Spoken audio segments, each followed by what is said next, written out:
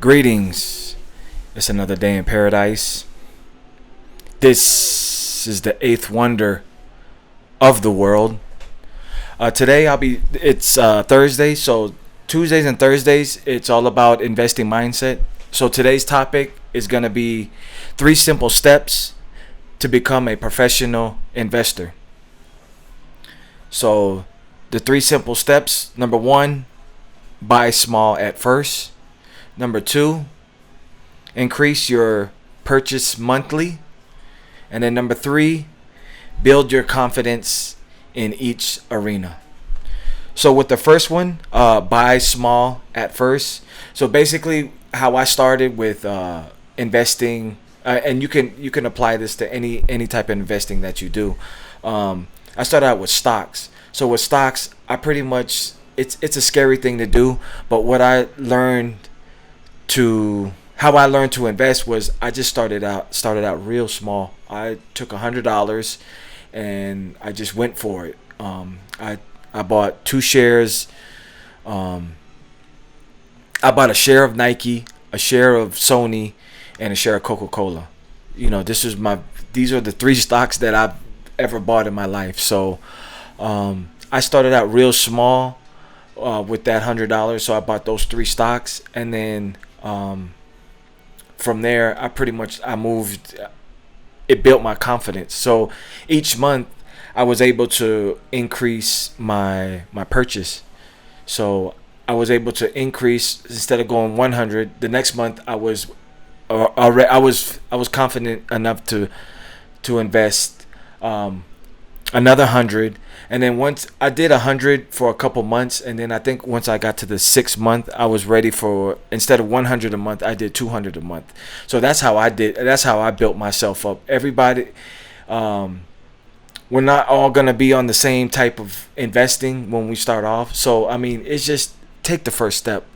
You take the first step, and then everything else just falls into place. And while you're doing this, you're building your confidence in this arena, which is stocks. So how I started off was I started with the $100, and then I got to the 6th month, and then I started doing 200, and then once I started building up, I think 3 months later, I went 300 a month. So, and that's how I started investing small with in the stock market. But if $100 is too much, go 50. Even if 50 is a lot, start buying penny stocks. $5-10. Buy 5 companies, $5 penny stock companies, and teach yourself how it fit, because it's just a feeling. I think once you get over that feeling of investing, and when the future comes, you're gonna be able to pick up on it. It's like riding a bike, anything else that you do in life. This is, I don't know why this is the most scariest thing, but now that I'm understanding it, that's why I named my channel The 8th Wonder of the World, because my confidence came from the compound interest. Because the way we want to build wealth, as humans, we want to build it so quick, but everything is like you plant the seed. You got to learn to water it. You got to know to give it enough sun. So I mean, all that plays into investing. Same concept as planting a seed. So in this is how I develop my mindset to invest in the stock market. Because I'm trying to look for a business, but right now, so it just feels everything is saturated. So the way I work is, February to May is pretty much high season. June, July, August, slow season. It picks back up September to December, and then the end of December and January, slow months, and it picks back up in February. So I've noticed in those months to find out what business that I need to open. So I've been working that for years, trying to get into something. But as an investor, I'm learning more of the investing. So when I do pick up on business, the my profits, I'll know how to invest, and then with that, I'll invest in the stock market, physical precious metals. Now I'm getting into real estate, so I'm gonna purchase my first home. I'm gonna have one here in Colombia, South America, and then I'm gonna purchase one in California. So back and forth, throughout the year between these two countries. So and that's how I did it. I did everything in small steps. Even with the real estate now, with buying the house, I've started small now. I understand how the process works. I currently bought property here in South America, so I'm gonna shoot a video on step by step, like how to buy property in another country and then build it from scratch. So, and I teach you guys the value of the eighth wonder of the world. Even with the stock market, it bled over into like cryptocurrencies, physical precious metals, buying land, real estate. So once I get all those, then I think that will even give me a better idea on what business that I should go for, because it's all about serving the people, a product or service. So I mean, I just feel like everything's so saturated. I'm just waiting for September to come around. September comes around, we get Americans, we get our new money, fiscal year 2020, they call it 1st of October. So our 2020 begins on the 1st of October, versus the rest of the world. Their 2020 begins on the 1st of January 2020. So 1st of October 2019 is our 2020. The world's 2020 is 1 January 2020. So, and that's another thing that I'm learning too, about how everything is moving. And don't burn yourself out. I'm gonna make another video of how I learned not to burn myself out, because America just being there grinding, because that's all it is a grind machine. You got to take your break. So that's why I come back and forth. I do my first 3 months of the year in the U.S., take 3 months, go back the end of this year, 3 months, and then rest that month, and then do it all over again. That's pretty much my cycle. And I did that by investing small. Okay, number 2, increase your purchase monthly. I probably talked about it as I was talking about number 1, buy small at first, but you'll start to build yourself, and you'll feel the confidence when you start making purchases. For example, I started investing now going on 6 months or a year now in physical precious metals. So I got 2 bars of silver. I think I got a 5 and a 10 ounce of silver, and then I got a 1 ounce of platinum. My price range, I'm not up into that gold and palladium. Gold and palladium for 1 ounce is right now is hovering over like 1,400. That's just too high for me. I'm gonna wait till it drops down below 1,000, if it does, because the whole time it's been between, when I've been seeing it, around 13. I don't think I've seen it drop below 1,300 gold or palladium. And right now palladium is much more expensive than gold. So where I'm at in my range is I'm in silver and platinum. Platinum you can get 1 ounce for about $900. 1 ounce of silver, it's about $15. So, and that's how I started to build myself with step number 2. I just started purchasing every month. I would purchase a little bit more. So I remember buying my first bar of silver. It was a 5 ounce, and then the next time I was my strategy on buying physical silver is I use credit. So I use credit that I have to buy physical precious metals.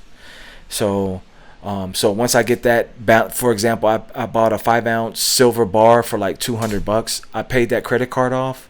Once I paid it off, I went and I was like, okay, let me go and try something a little higher. So I went 10 ounce.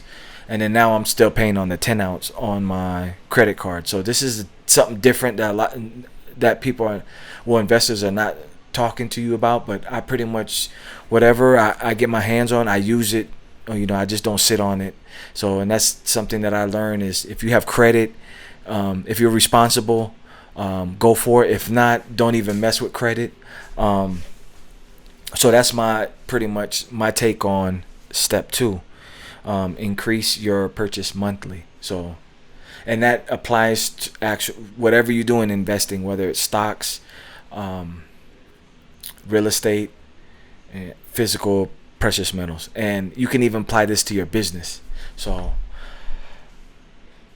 that takes care of step number two. And then lastly is step three: build your confidence in each arena. So pretty much I've already pretty much skimmed over it in steps one and two. Like as you can see, it just builds off one another. So even though they're steps, they complement each other. So once you start buying small first, and then each month you start increasing it, then lastly it just naturally comes, your confidence comes with each purchase monthly. So, and that's how I've been able to do it right now. So I'm pretty much going my passion is being a professional investor, whether it's in the stock market, physical precious metals, now real estate. So I can't really speak on real estate, but those first two topics I pretty much wanted to break in, even because it's the simplest things to do, and then now go for the gusto. So buying a house, well, I got land here in South America, so my thing now is to buy a house in California. So I know a lot of people get scared of California, but I've lived all around the world with Georgia, and it's just so many opportunities in California. Yeah, you hear about the bad side, but if you go to California, establish yourself first, then go to California. From what I've seen. I mean, you could, if you don't have nothing, and you're trying to make an opportunity, I would say still go. You just have to live like a minimalist. I'm out in California, and I live like a minimalist out there. So I take BART, Uber, I walk a lot. I walk to the gym, and I take I go to the Academy of Art. It's in San Francisco, California. I do 2 classes online, and then 2 on campus. And then now, me being a veteran, salute to the veterans out there. There's a program called compensated work therapy, and pretty much you just work for the VA hospitals, and they pay you where you don't get taxed. Me being a veteran, I mean, it's gonna work out perfect. Especially being out in California with me still transitioning my family from South America to here, so I'm still in the middle of that. So, but that'll help me out with income. So while I'm working at the VA hospital, I'll be able to do my classes and get paid at the same time, and they don't tax you. So if you're a veteran, I'm gonna do a video on compensated work therapy. I'm probably gonna start another channel. This is my investment channel, but I'm gonna do another channel where I talk about strictly veterans benefits, and pretty much I have my wife. She's in the chapter 35. It's like a survivor's independent educational assistance. So I qualify for that. I'm in the Voc Rehab program. My VA counselor is in Oakland, California. So getting into that program out there is hectic. But I'd say if you want to get into the Voc Rehab, I have a strategy too with why I chose San Francisco. One is the BAH is the highest that you can get paid. I think New York City is second, but just being out in California is just different. I love the weather out there. The people, I still got to get used to the people. They got a big homeless problem, but I was just thinking, with the homeless, I had an idea for the homeless. Pretty much, I don't know if you guys tell me what you think about helping the homeless out there, but pretty much there's homeless on every corner out there in the city. So I was just thinking, like, if setting up brochures, and people just, because they're always asking you for $1, so once they ask you for $1, you hand them this brochure. In this brochure, it just has help on it, and you tell them, hey, if you call one of these numbers, they'll pay you $1, or even like, since in San Francisco it's all tech, I was even thinking, just have the brochure and like a card that comes with the brochures, and once they call the number, they tell the person on the phone, okay, I got a card here to get my dollar, off of here. So what do I need to do? So they tell you the number that's on the card, and they pretty much, it activates, and so the homeless person can use that dollar, and it's just something like, because we're very like repetitive, we need to be taught over and over and over and over and over and over. Because I'm at an age where it's like, man, I'm 40, and I wish I would have known this concept. I knew of it, but fear kept me away from it for all my life until like 2 years ago. So Megan. So this is something that I just thought about, like with the homeless problem. Megan. Ben.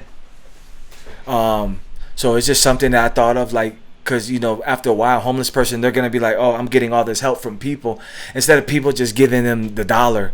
Give them more of an incentive. Like, make them work, just like they'll do something about it. If everybody they ask, hey, let me get $1, boom, here's a brochure with the card.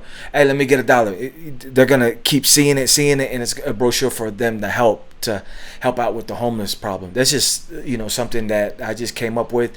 I'm gonna pitch it when I get to class, my university out there in San Francisco. So it's just something that I came up with that, I think, like, if everybody participates, instead of just, they'll even feel good about it. Like, oh, okay, if they have to call and get confirmation, and then the person on the other line, they have to read them back the number, and then activates that card, and then they're able to use that dollar. So a little something. So that's it. This is Investor's Mindset. Audi 5000.